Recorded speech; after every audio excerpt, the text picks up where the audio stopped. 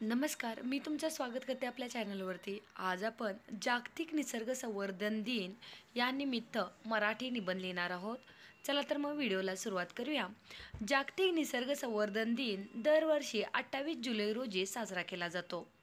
जगाला निरोगी ठेवण्यासाठी पर्यावरण आणि नैसर्गिक साधनसंपत्तीचे जतन करण्याच्या आवश्यकतेबद्दल जागरूकता निर्माण करणे हा यामागील उद्देश आहे. स्वच्छ पर्यावरण हा निरोगी आणि स्थिर मानवी समाजाचा पाया आहे. हे मान्य करण्यासाठी या दिवशी जगभरात विशेष जनजागृती मोहिमेचे आयोजन केले जाते. जागतिक निसर्ग संवर्धन दिन साजरा करण्यामागचा मुख्य उद्देश पृथ्वीवरील नैसर्गिक वातावरणातून नामशेष होण्याच्या मार्गावर असलेले प्राणी आणि झाडे वाचवणे हा आहे. यामुळे निसर्गाचे रक्षण करणे ही प्रत्येक व्यक्तीची जबाबदारी आहे.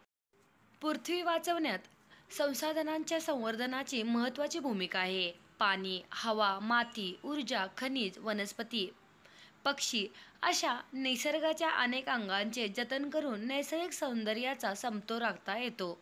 बदलांना सामोरे जावे लागत आहे. यामुळे आपल्या पुढच्या पिढीला चांगले आयुष्य हवे असल्यास आपल्या जवळ असलेल्या सुंदर निसर्गाचे संगोपन करणे अत्यंत महत्त्वाचे आहे.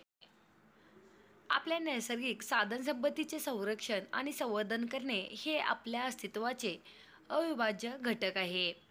जागतिक निसर्ग संवर्धन दिनानिमित्त त्याचे महत्त्व ओळखून आणि निसर्गाच्या संवर्धनासाठी आपण कसे योगदान देऊ शकतो या भावनेचा आपण आदर करूया.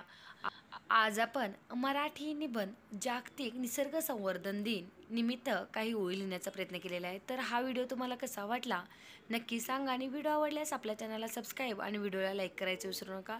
व्हिडिओ पाहिल्याबद्दल खूप खूप धन्यवाद.